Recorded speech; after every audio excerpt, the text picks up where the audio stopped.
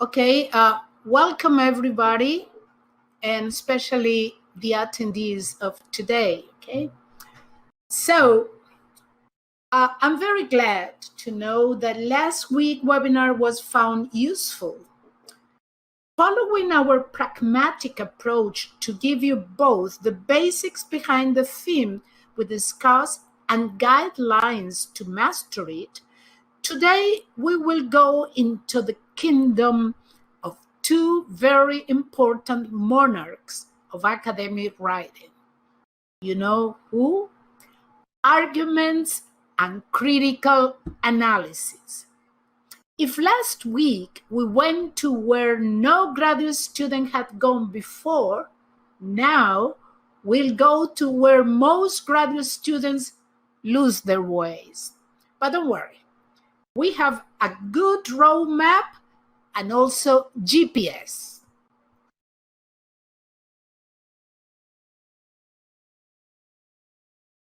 And this, here you have today quote.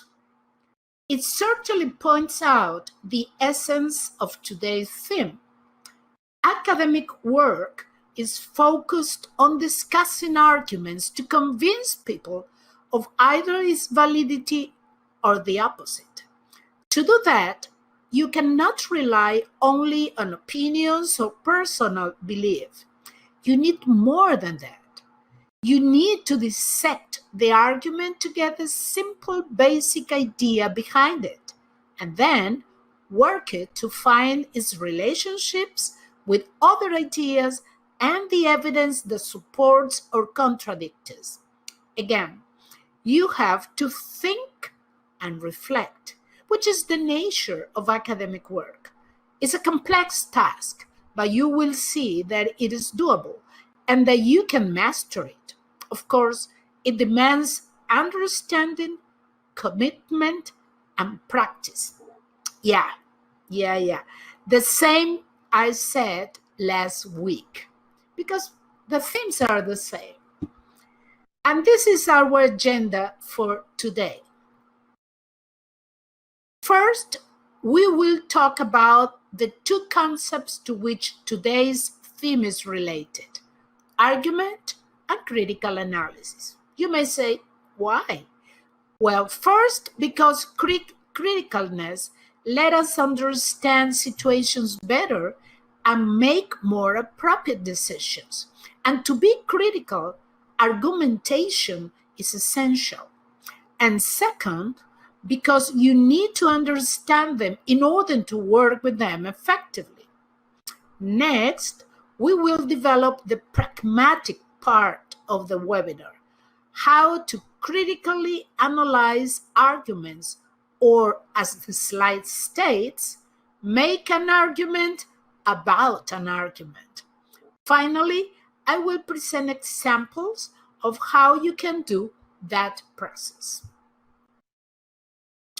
Well, usually we associate the word argue to exchange or express divergent or opposite views in a heated or angry way.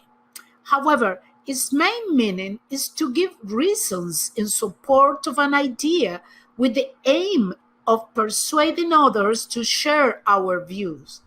And that is the meaning in academic writing, because writing in academic context has the ultimate goal of convincing others of the validity of our positions. Adrian asked, is critical analysis the precursor for a well-crafted argument? Yes, in a sense it is, because you need to know how to interpret a claim, how to evaluate how the strength and weaknesses of that claim in terms of the evidence provided. So, in order to construct or to build a well-crafted argument, you need to know how to do critical analysis.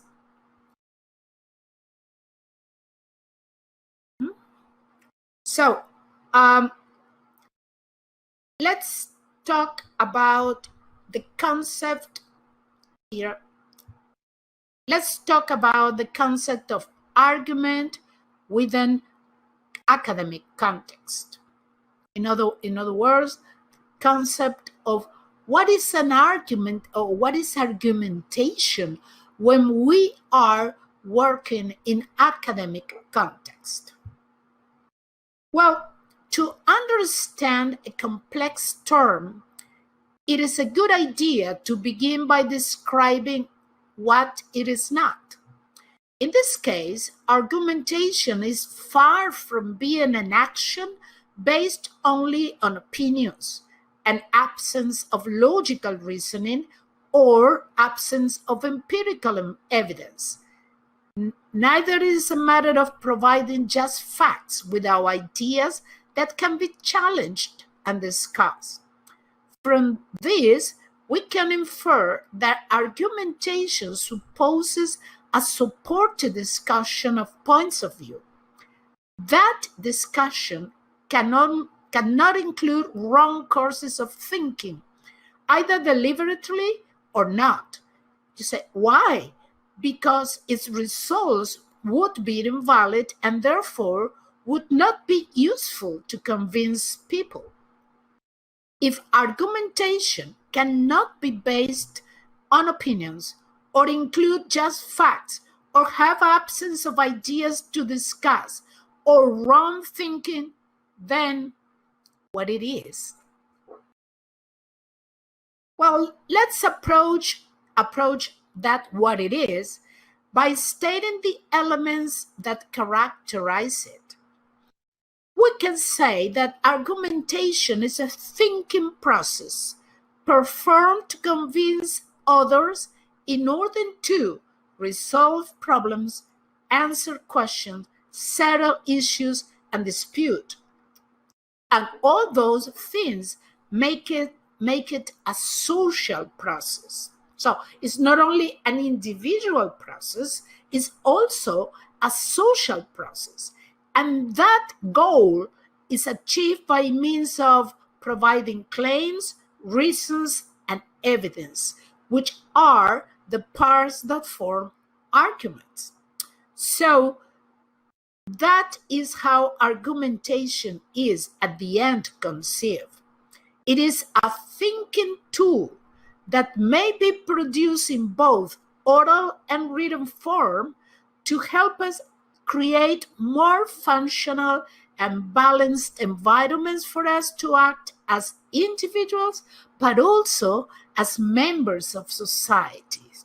So what we are dealing with when we talk about argumentation and when we talk about an argument is something that that can influence us as individual, but also it can influences a whole society, a whole group of people. So generally speaking, we can represent an argument as a thinking tool, and that's important. Thinking tool.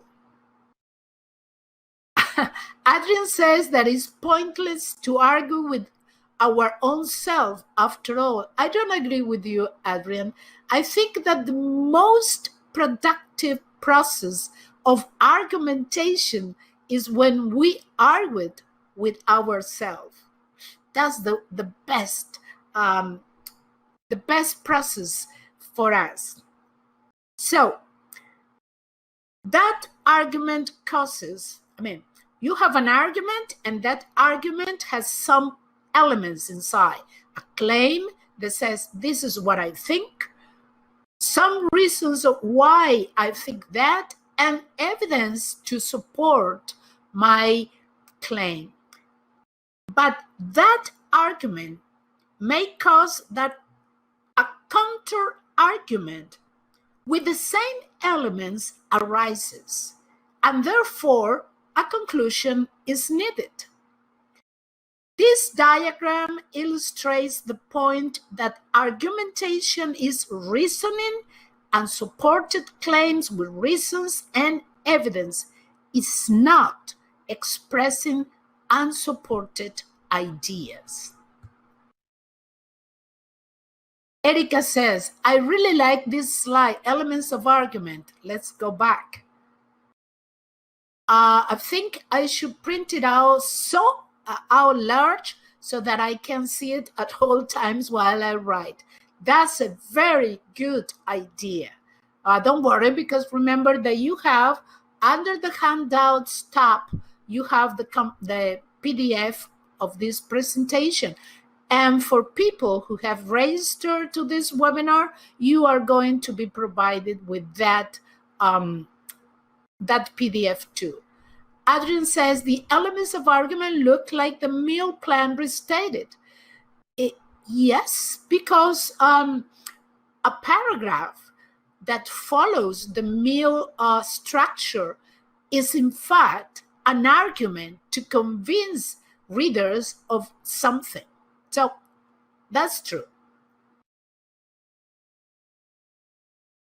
Now it's time to talk about the other king of academic writing, critical analysis. I guess you have experienced a classical situation when professors are given feedback on academic papers. Usually it goes like this: Professor, your paper is not critical enough. You have to analyze the sources deeper. Student, yes, professor, if it is an oral interchange. Or, oh my God, what is the professor talking about? 45 pages and it is not critical enough? Well, the last comment are also done in the oral situation, but only in the student's mind, okay? So critical analysis is certainly a field for misunderstandings, confrontations, and frustration. Therefore, you need to know critical analysis better in order to avoid the common but undecidable situation. And that is what we are here for. When students are faced with the need to do critical analysis, they ask themselves questions like, what does it mean? What do I have to do? Why am I expected to do that? How can I do it? All of them are valid questions and make students anxious about the academic task they are expected to do. Critical analysis is basically the explanation of the meaning of a work, idea, theory, point of view, etc. In other words, what we can understand about that work and what its role is within the context we are dealing with. In academic context, critical analysis specifically refers to know what the ideas discussed in a source are and to evaluate their validity and usefulness for us and the field of study.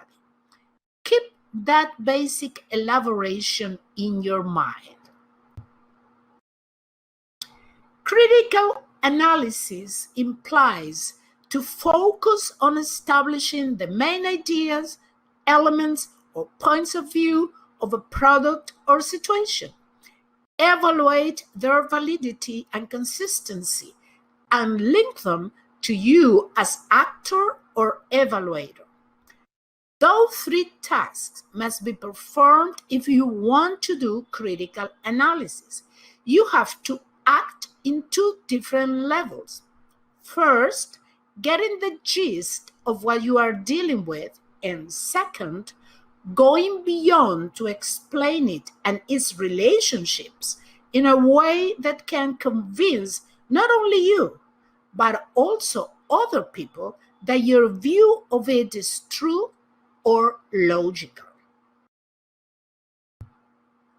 So describing a work, point of view, or situation is not performing critical analysis, though a description is the first step towards it.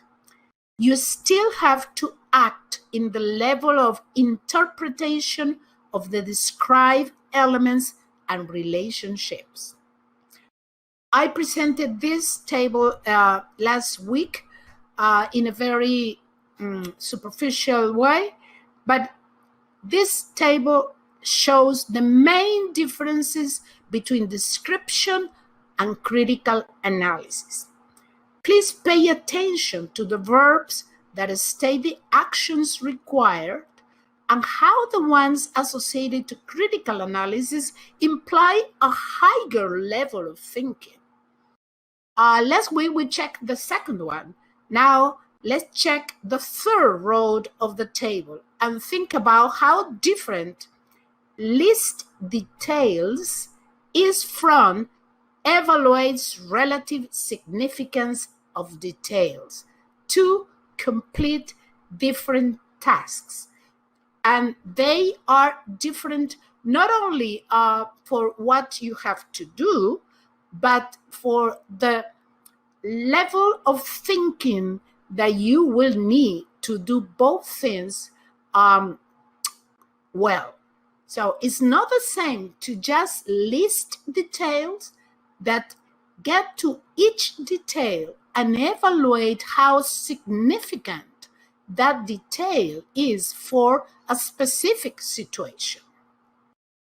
That is the core of what we are talking about.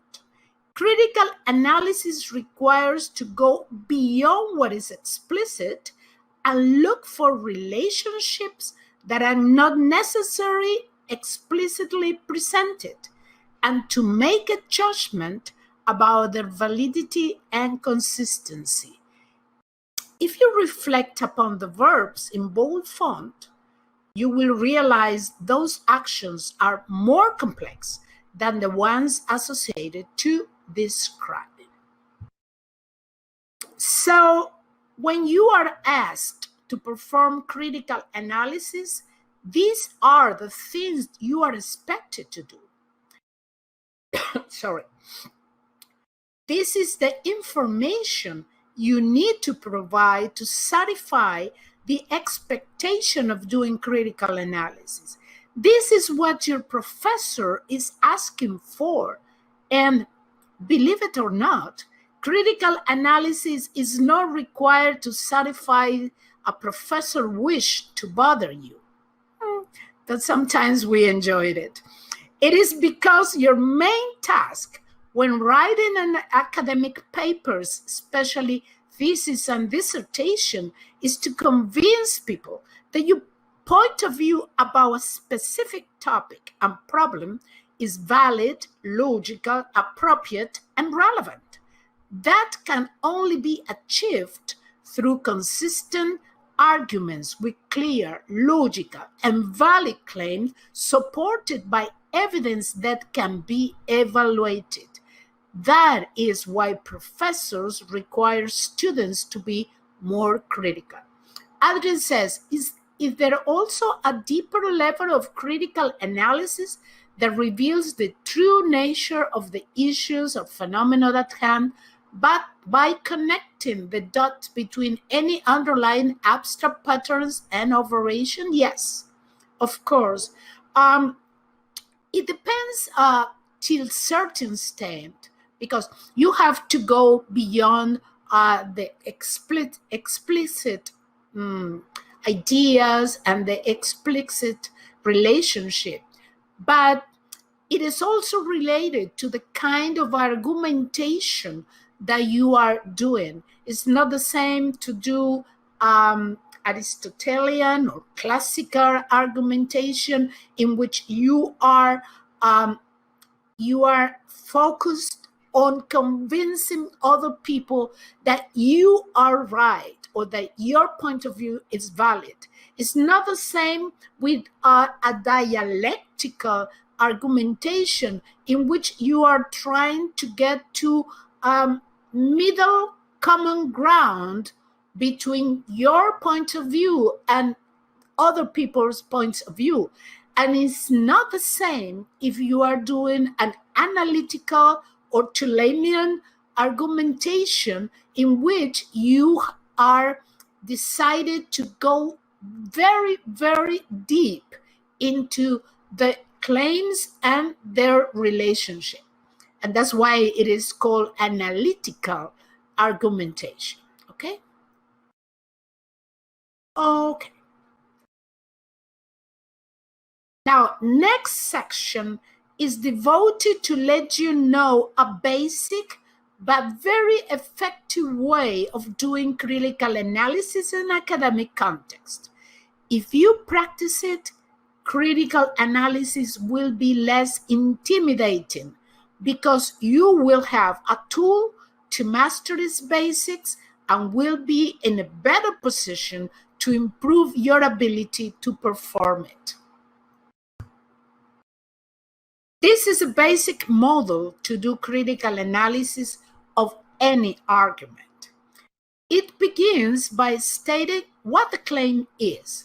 I mean, you can use this not only in an academic context, you can use it to analyze any argument that you have, that you face in your life, okay?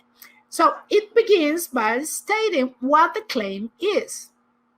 Then you focus on the primary reason to support it, and then you state the evidence for it and also any evidence against it. After that, it's time to work on the counter argument, and you focus on the primary objection in relation to the claim and the evidence that may support that counter argument. Finally, you state any possible evidence that contradicts the counter argument, and that means that therefore you are supporting the first claim. So this is a basic way of doing critical analysis, as I said before, of any argument. And is very used in dialectical argumentation. But the point is that you need always to look for counter arguments. And you may say, why? Why do I have to look for things that contradicts my point of view? Because if you do that and you support each claim very well, you are going to really convince people of the validity of your point of view. If you omit the counter argument, we always have to say or think, that's your point of view, but why it is absolutely, or why you say that it is valid. There must be something else. So you can be ready to do that. Okay, the previous model is for any argument. But now, when doing critical analysis of academic text, which is what we are here for, the first thing to consider is the goal that you have to achieve. And it is to provide the information presented in this slide. In few words, you are expected to summarize ideas or findings, discuss their importance, identify gaps, evaluate them in relation to other points of view, and connect them to your own views. Achieving that goal is the lighthouse that should be enlightening your process to do critical analysis. Therefore, you need to keep your eyes on it. Whenever you are going to do argumentation and critical analysis, you have to remember that you need to establish the main ideas of the source you are analyzing. You have to find out the reasons why those main ideas are important. You have to evaluate if there are parts of that claims or if there are evidence provided that really fail to either support the claim or to complete the whole spectrum of the claim. You also have to look for similar but also different points of view in order to make your position stronger. And finally, you have to remember that you are doing this for something that is related to you. So you need to link that critical analysis to your own situation. Is this good for me? It is useful or not? Okay. Now, let's continue going deeper into this. The next thing to consider is the required input. In order to do critical analysis in academic context, you need a literature survey and a plan, don't forget that, to interpret or explain the meaning of those sources. When I say that the first input is a literature survey, I refer to a list of sources which provides basic information about each possibly relevant work.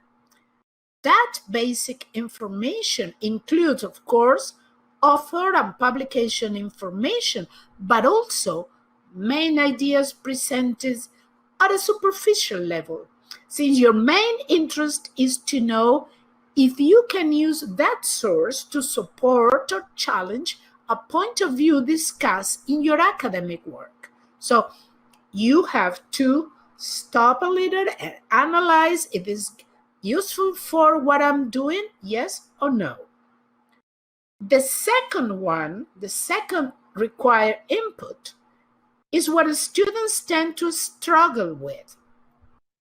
Usually, students approach the task of doing critical analysis without a plan that lets them examine the input in an organized and effective way, okay, that can make them achieve the goal more effectively. In the next slide, I will present you perhaps the easiest and more appealing plan to develop critical analysis. And the third input is to identify arguments and the elements that will let you write your critical analysis. Adrian says, substantiating an argument is tricky and complex, yeah, because evidence that is valid in its own right, for example, I stay home when I'm sick, does not necessarily support the claim being made. For example, working from home is detrimental to productivity. Yeah, and that's why you need to analyze the claim, state the reasons, because when you state the reasons for that claim, you are contextualizing the process.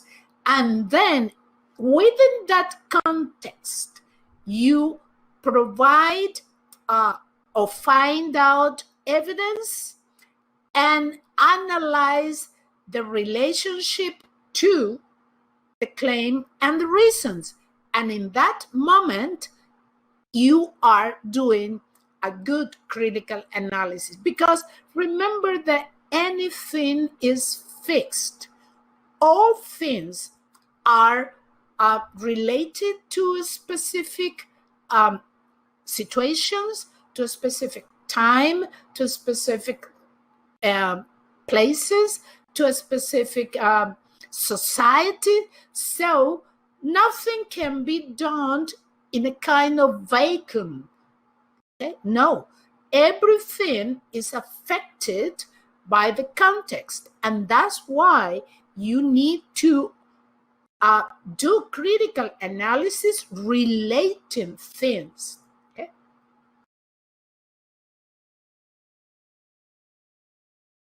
Okay. There is more than one way of creating a plan to perform critical analysis. However, asking questions while you are reading the source is a practical and effective way of doing it. You ask questions that make you identify and evaluate key aspects of the arguments presented in the source. In the slide, you can see the kinds of questions that can help you gather the necessary information to achieve your goal. If you read the questions, it is evident that their answers are not only based on describing, but also on evaluating, interpreting, and explaining what you are reading. For example, one question asks about the author's theoretical framework, which means you have to describe it. However, a question like, what's the relationship between the theoretical and research perspectives? That question requires that you evaluate the perspectives and the relationships and get support to your answer. Okay, so these are very useful questions. Okay, I presented them last week in an attempt to prepare yourself for this. This is the kind of questions that you need to ask yourself in order to have the input necessary to do critical analysis well. Okay? For example, when you say, has the author stated a clear, well-defined, and significant problem? You may say yes or no, but you cannot stop there. No, you have to say, why do you believe that it is clear, well-defined, and a significant problem, or why you believe that it isn't? Okay, and that is, think about that. That is making an argument about that part of the thesis or of the research report that you are reading. You are making an argument. When you say, could the problem be approached from another perspective more effectively? Once again, you have to reflect. This problem can be studied from in another way, using another methodology, or using another theory, and that process of reflecting is a necessary input to critical analysis. And especially the last question, how does the study relate to my own study? And that's something that you have not only to ask whenever you are reading a source for your own dissertation or research. It's not only that, how does the study relate to my own study, but you also have to state in what way it is related to my own study, how important it could be. Does it provide this, the same or similar approach to the problem, or it provides a complete different approach that I have to take into account in order to be ready to convince people? So it's not just, to read the questions and find straightforward answers. No, it's more than that. It's to reflect, it's to connect dots. How unbiased is the study? You have to look for the study. Once you say this could be good for me, so you have to go through the study and look if the author has any biased trend. And to do that, you have to look for evidence and say something like, in this part, the author says this, and this is the evidence that this person provides, but that person didn't provide other kinds of evidence like this one that I have found in other sources.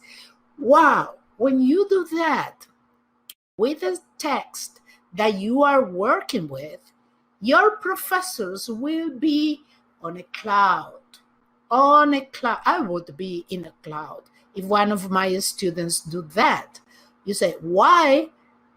Because that means that they are really interpreting what they are reading, and that they really are understanding what they want to do with their own studies. Okay?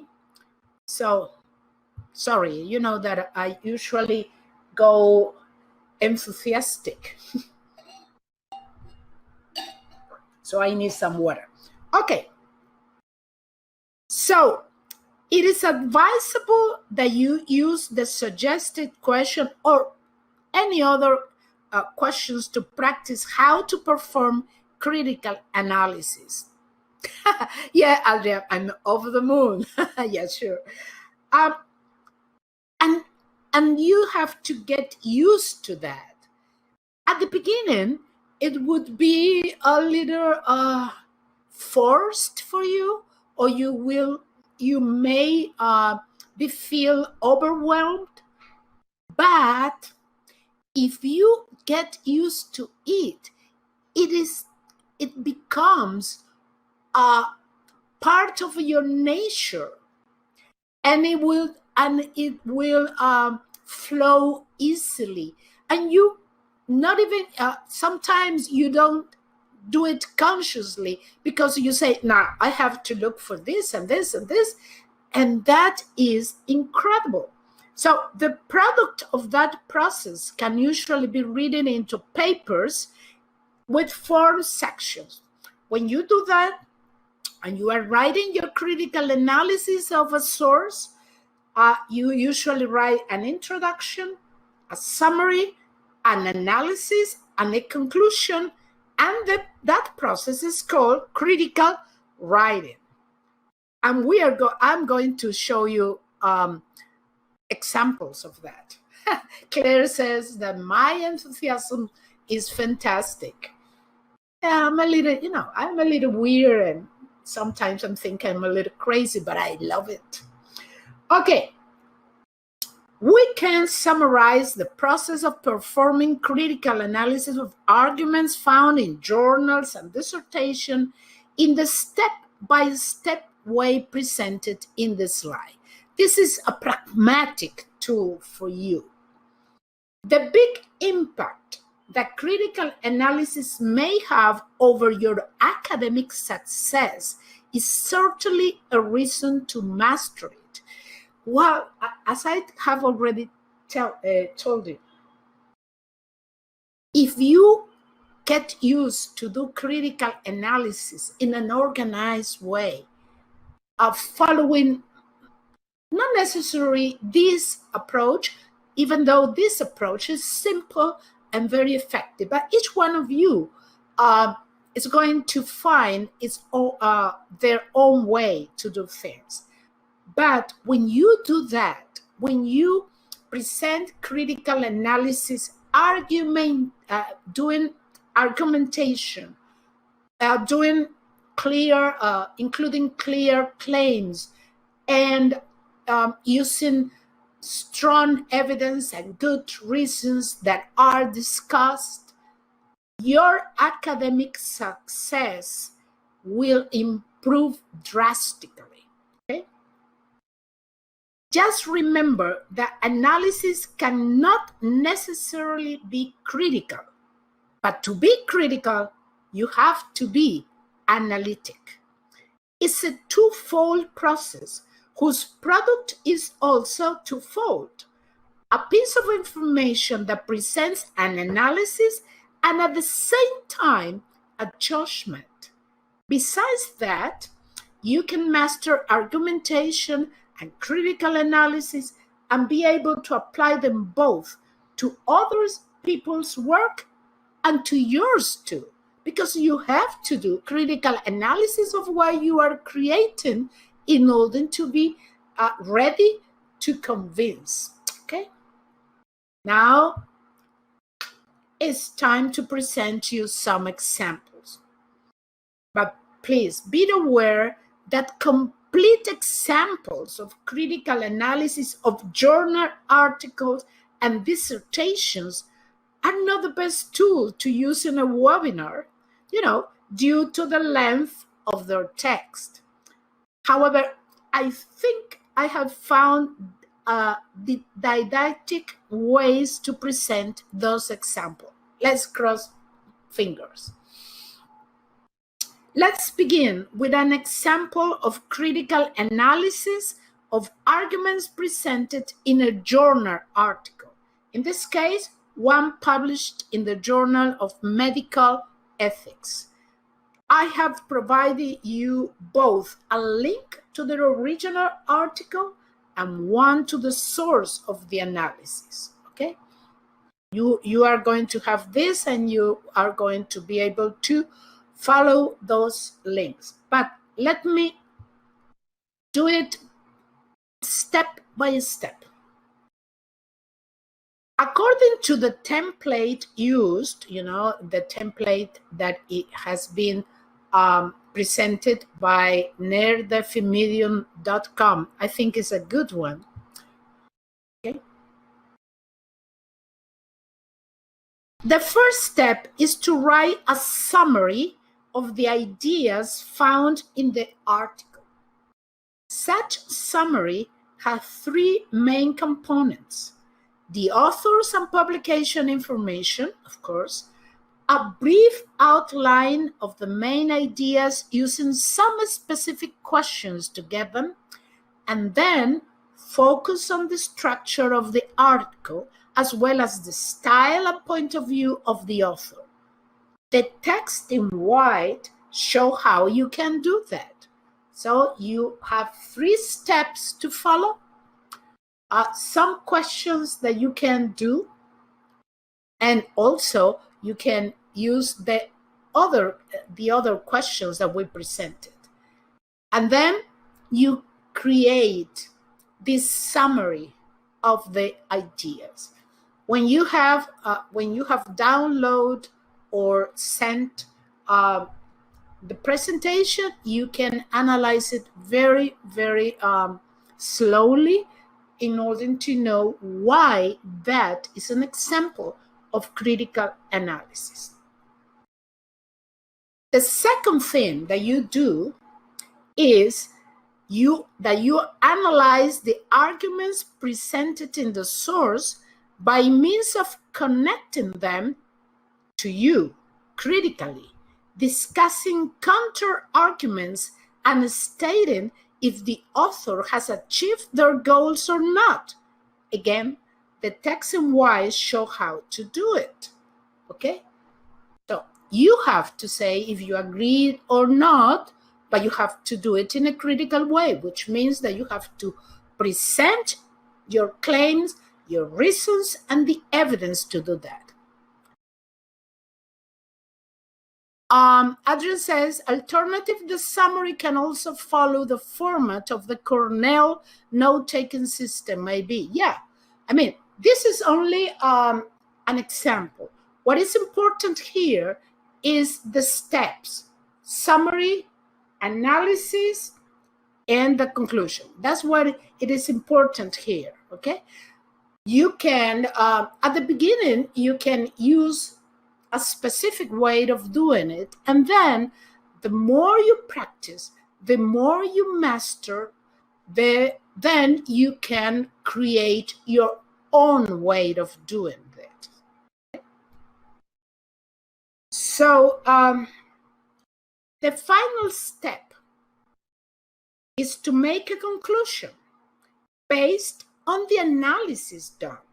Such conclusion is not a repetition of the exact words you used before, but a paraphrase of them. By the way, this Friday, I'm going to conduct a webinar about how you can paraphrase, why you have to paraphrase, and how you can do that, giving you many tips about the different ways that you can follow to paraphrase what you read, and to avoid included lots and lots of direct quotations in your papers. Okay, so if you want, register for that. Oh, no, it's not on Friday, sorry, it's on Thursday. But you can register and then get the recording.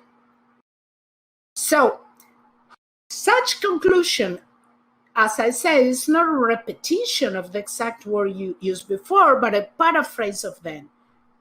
And you can do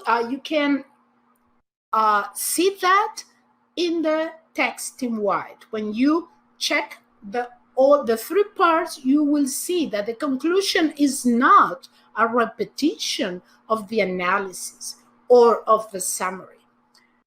Okay. Now, doing critical analysis of the arguments in the dissertations follows basically the same steps that I have presented so far. The difference is in terms of number of arguments and in some cases, depth of the analysis. In the slide, you have the link to the template I will suggest in the next slide, because I cannot present the whole critical analysis of a dissertation. That would be very boring here. But here you have a good template to do that. This is a useful template to perform critical analysis of arguments in a dissertation. It has an introduction, a summary, the expected analysis, and the conclusion. You see, it's nearly the same. Based on the content specified on the right column, you write your critical text. And don't forget that the necessary input is provided by the questions you asked when reading the source, and also that you can use diagrams and organizers to visualize claims, reasons, evidence, counter-arguments, conclusions, and relationship. So here you have, yeah, Adrian, this slide is a gem, absolutely. Here you have, okay, I have to do the introduction of my critical analysis. What I have to do? State the title of the work, the author name, and the date of publication, but also outline the main ideas of the dissertation. I mean, in the superficial way, I identify the author's thesis. What is the main claim of the author? And then state my statement or my thesis and my idea about that work. Do I agree or not? And why I agree or not? Then I write the summary. And to do that, I outline the main ideas of the dissertation in a little deeper way. Focus on who, what, where, when, why, and how. I check if it's useful for my work. If I talk about the structure, the style, of point of view, and use phrases like the author argues that, the research was, the main points are, the authors conclude, that kind of things. And then you go into the analysis in which you, based on the questions that you have done before, that list of questions, you critically state what you like or don't like and why. You explain your ideas with specific examples. Say, okay, according to the answer that I found for what's the, could it be approached from another point of view? I say, okay, I think that this problem could have been approached from another point of view, and the author didn't do it. And you can take parts of the dissertation of the text to support your point of view. Or you can say the author is biased, and look for parts of the dissertation in which that bias is evident. Okay? And then when you go to conclusion, you restate your thesis, but in a paraphrased way with your own words. You summarize your main ideas. I mean, not the ideas of the author, your ideas about the work of that author, okay? And sometimes it's good to include a call to action, something like, well, you know, this dissertation is useful for my work because, or it's not useful for my work because of that. Okay? So, the main ideas of today, from my point of view, I want to listen to yours, is that beyond the specific information provided today, I think that the main ideas to keep in mind are this. You cannot apply effectively what you don't understand. And critical analyzing arguments that you find in journals and dissertation is only possible if you have a plan to survey literature and do critical analysis. Of course, this webinar has many tricks, I think that some useful information for you, but everything is related to this. Thinking is the best tool for boosting your writing. First you think, then you write. And all these tricks and tips that I have presented today are useful, but when you understand what you are doing, what you are dealing with. Finally, I'd like to invite you to a Zoom meeting with Dr. Elena James to boost your writing. You know, sometimes it's a matter of setting up a moment to write and don't feel alone while doing it. Okay, so time to questions, comments, ideas, and whatever you want.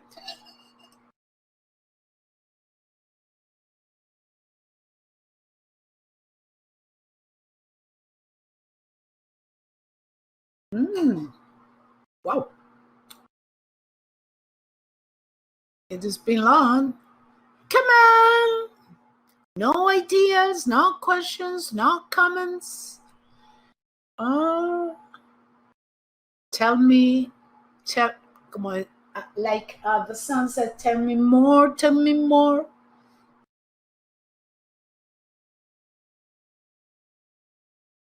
Or was I too overwhelming?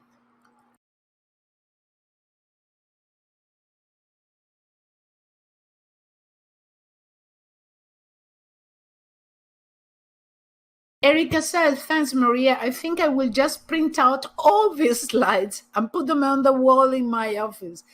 Yeah. I think they are very, very useful. The questions list, for instance, or this template. Hannah says that you give us a lot to think about. Yeah. Any suggestion, Patrick says, any suggestion on coming up with a plan for critical analysis? Well, the plan is that you approach the task in an organized way. In other words, you say, okay, I'm going to read this, but I have some questions that I have to look answers for while reading. And once I have that, which is a good input, then I decided to use a template about, for instance, introduction, summary, analysis, and conclusion. That's the way that you approach the thing. The point is that to do critical analysis, you need a plan. You need input in terms of the ideas that you are reading, but also you need a plan to follow. Okay? A plan says, I'm going to ask some questions, and I'm going to then reflect upon that. I'm going to find out the claims there that have been presented in the text. I'm going to analyze if the reasons and the evidence are enough to support those claims, or is there any counter argument for that? That's the way, Patrick. Nipuna said, it becomes too much word count when I write about an article in detail with the same format. Yeah, because it's not a matter of reinstating what you are reading. It's a matter of interpreting what you are reading, and you can interpret in a very, very fewer words, because it's your interpretation. Claire says, thanks, this was very clear. See you Thursday. Appreciate. See you then, and you are going to learn how to paraphrase. And that could be useful for you, Nipuna, too, because you are going to learn how you can say the same, but in a way that reflects your own interpretation. DJ, thank you. The presentation was much needed. Okay.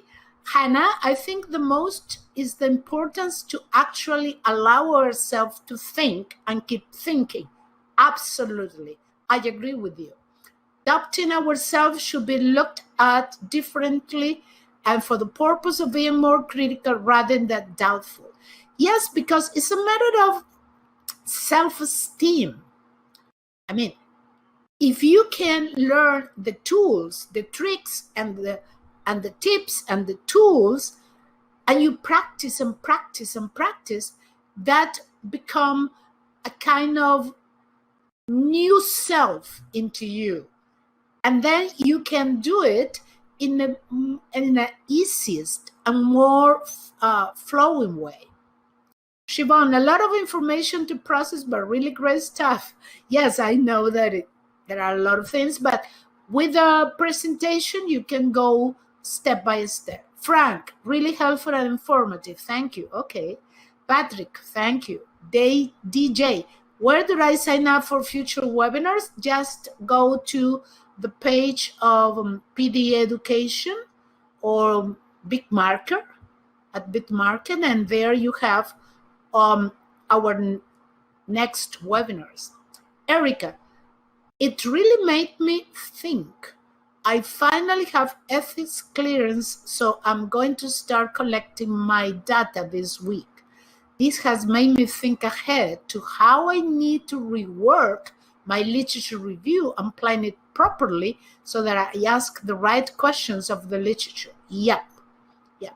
And when you approach your literature review with a plan like this, you will find out that there are perhaps some sources that you don't need, while there are others that you have perhaps left it out and that you will need.